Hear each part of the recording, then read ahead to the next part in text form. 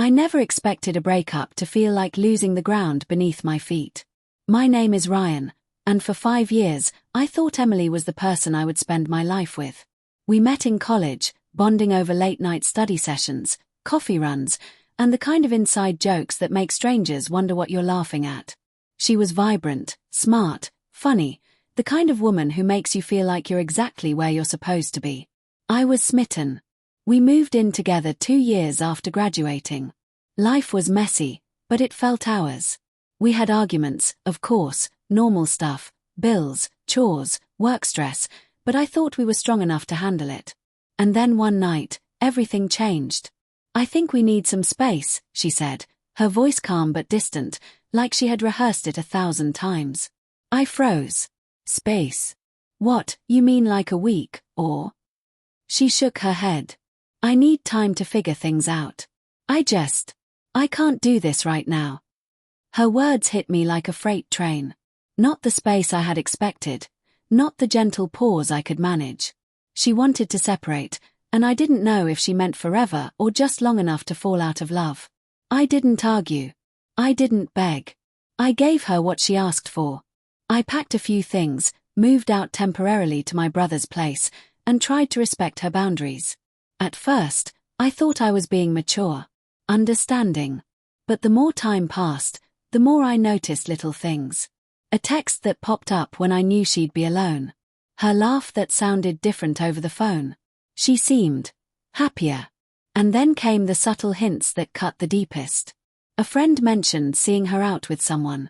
Another mutual friend said they'd seen her at a cafe with someone familiar, someone who made her smile in a way she hadn't with me in months. I tried to push it away.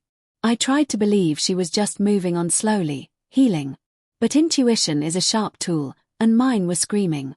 One evening, I decided I needed to know the truth. I drove past her apartment, careful not to be seen, and parked at a distance. What I saw made my stomach drop. Emily was sitting on the couch, with her best friend. I knew her friend well. Always joked about them being inseparable. But this closeness, it wasn't just friendship.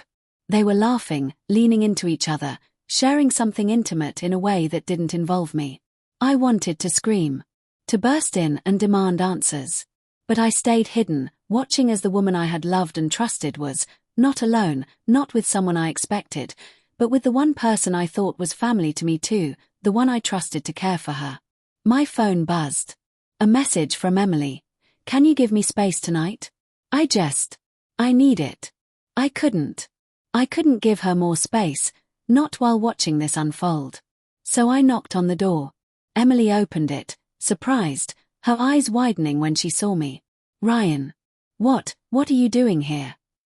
"Seeing the truth," I said, my voice tighter than I intended. "You said you needed space. I gave it to you. But this isn't what I imagined." Her friend froze in the background, awkward, caught. "Ryan, it's not." "Save it," I interrupted. "I saw everything. I saw you. And I saw her." Emily's face crumpled. For the first time in months, I saw fear there. Guilt. Shame. "Ryan, it's complicated." I laughed, bitter, shaking my head. "Complicated? You think sneaking around with your best friend while I'm trying to respect your space is complicated? You've been laughing, lying, hiding, and calling it space." Her friend tried to speak again. I turned to him. "You want to defend this? Don't. You knew exactly what you were doing." Emily started crying, but the tears didn't fix what had been broken for months. They couldn't. I walked out, leaving them there, feeling both crushed and strangely free. I had lost her, yes, but I also realized I hadn't lost myself. I had seen who she really was, and that truth, no matter how painful, was better than the illusions I had been clinging to. The next few weeks were quiet. Painful. I stayed away, focused on work, friends, anything that reminded me I existed outside of her choices. There were nights I cried, nights I hated her, nights I hated myself for loving someone who would betray me this way. But slowly, I started to heal. I stopped replaying her laugh, stopped imagining the what ifs. I found strength in the fact that I could walk away. That I could survive heartbreak and emerge on the other side. I'll never forget the sting of that betrayal. Never forget the sight of them together, the realization that someone I trusted completely could hurt me so deeply. But I also won't forget the lesson it taught me. Love is precious, but so is self-respect. And sometimes, the most powerful act of love is knowing when to let go. Because letting go doesn't mean losing, it means choosing yourself, even when it hurts more than anything else ever could. And the moment I finally understood that, I felt something I hadn't felt in months. Peace.